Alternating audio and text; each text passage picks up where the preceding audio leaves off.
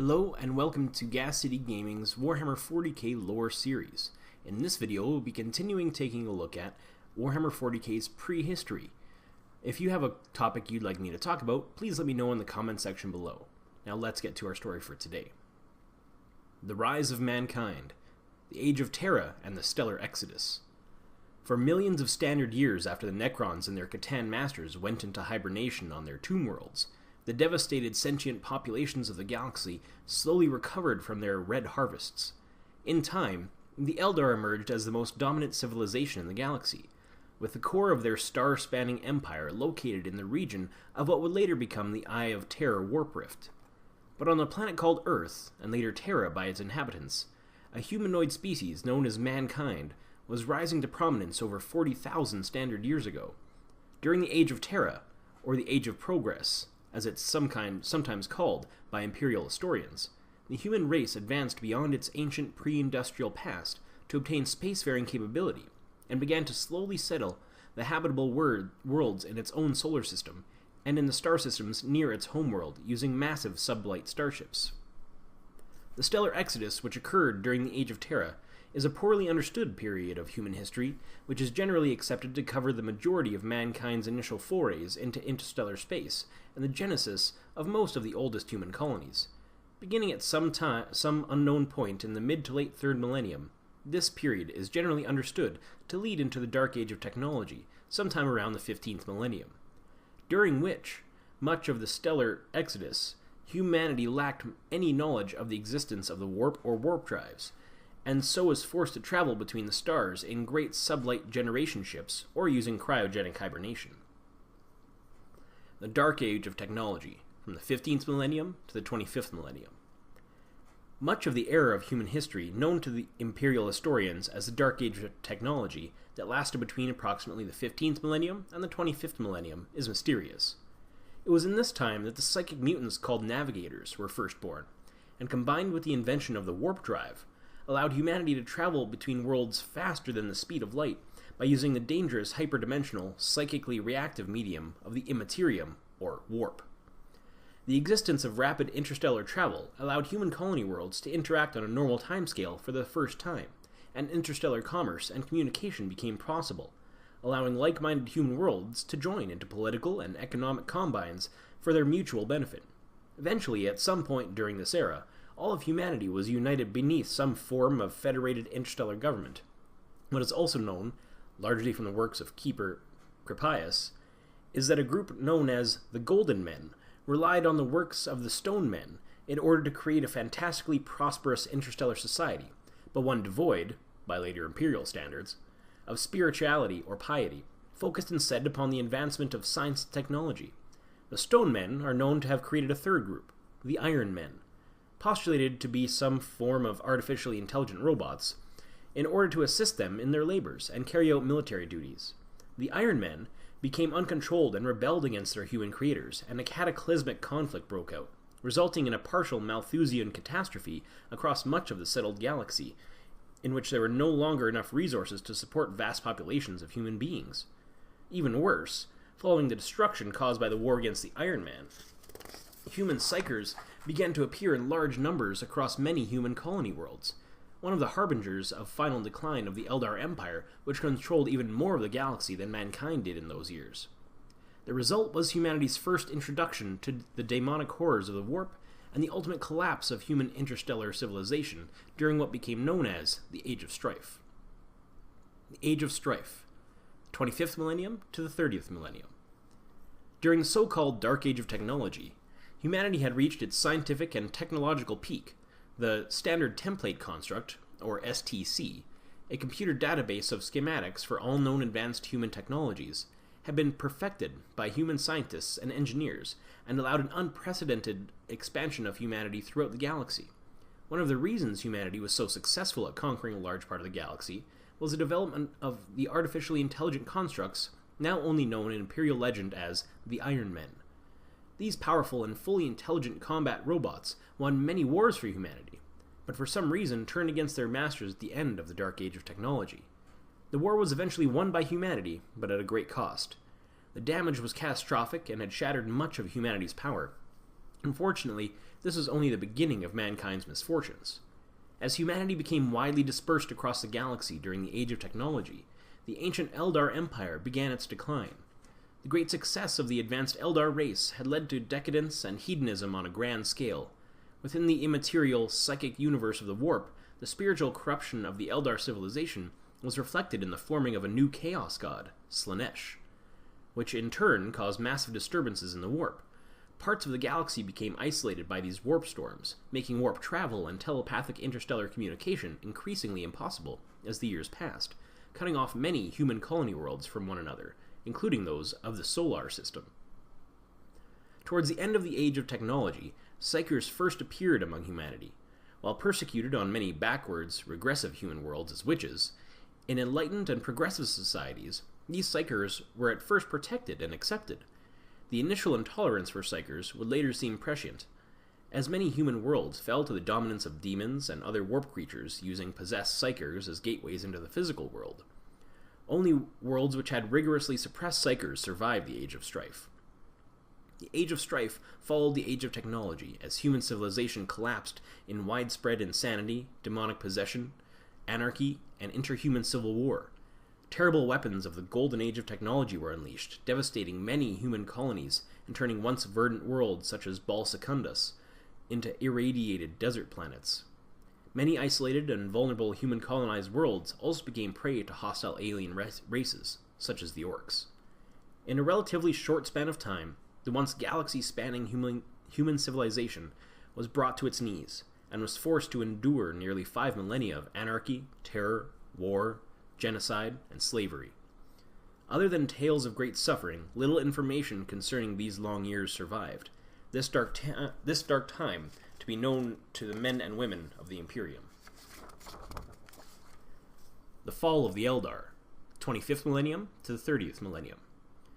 Before the fall of their potent interstellar empire, the Eldar were a technologically and psychically advanced humanoid species, generally considered the most powerful intelligent race in the entire galaxy. Their technology had advanced so far that little or no labor was required by individual Eldar to provide the daily necessities of life.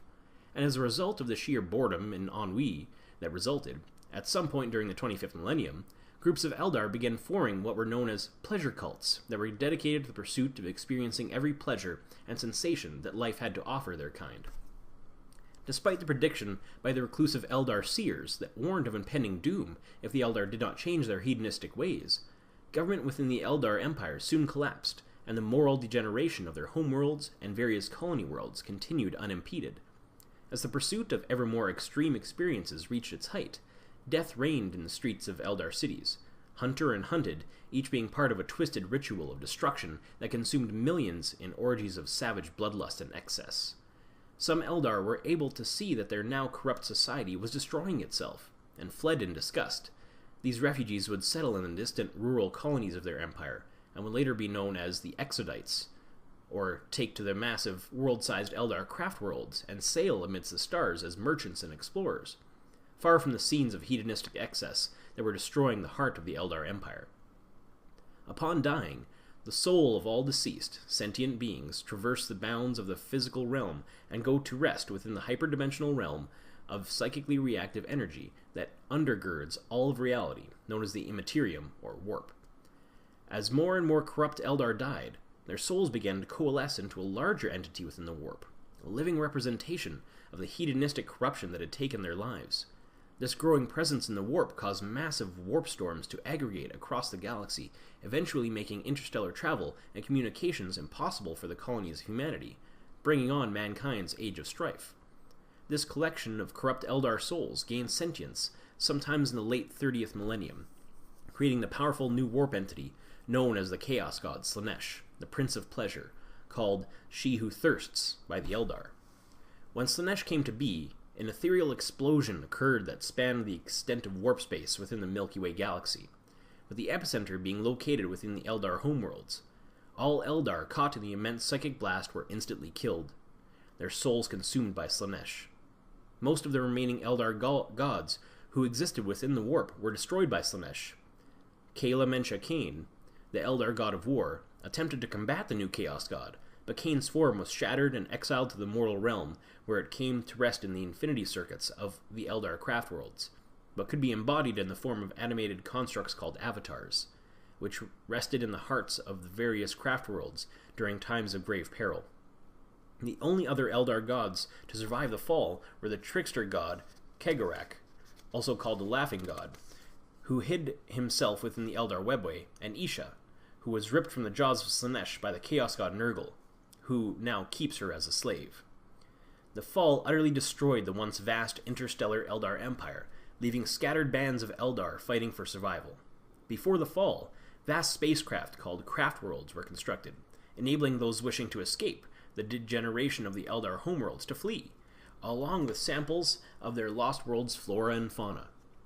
When the fall occurred, the various craft worlds rode out the ethereal shockwave in the warp, some being destroyed in the process. The Exodite worlds, far from the epicenter of the terrible catastrophe, were largely untouched by the birth scream of Slaanesh. In order to prevent the events of the fall from ever recurring, the Eldar devised the Eldar Paths system, by which every Eldar would follow a strict, almost fanatical life path, pursuing a specific activity, such as crafting or war, for a portion of their long lifespans, before switching to another path when the previous one grew stale. In this way, the Eldar hoped to control the extreme emotional and psychic sensitivity that had left them open to corruption by chaos in the first place. However, some corrupted Eldar did survive the birth of Slaanesh by taking refuge within the webway itself, which had long been home to a nearly infinite cavalcade of hyperdimensional subrealms that were protected from Slaanesh's predations by the psychic wards erected within the labyrinthine dimension to keep the dangers of the warp at bay. These sadistic beings became known as the Dark Eldar, the inhabitants of the Dark City within the webway called Camorra, and they later preyed on humans and Eldar alike to find souls they could devour to keep their own lives from being consumed by Slaanesh. The Great Crusade, year 798 from Millennium 30 to year 4 of Millennium 31. The Great Crusade of the Emperor of Mankind began as the Age of Strife came to an end for humanity. The warp storms isolating the human colony worlds for 5,000 Terran years had finally disappeared with the birth of Slaanesh and the fall of the Eldar in the 30th millennium, and the Emperor of Mankind, who had united Terra under his rule during the Unification Wars at the end of the Age of Strife, was ready with his genetically enhanced Space Marines and the Imperial Army to reunite all of humanity under his enlightened rule and the rationalist philosophy of imperial truth. Making a pact known as the Treaty of Mars with the cult Mechanicus of the machine god on Mars, in the late 30th millennium, the Emperor promised to spare their lives.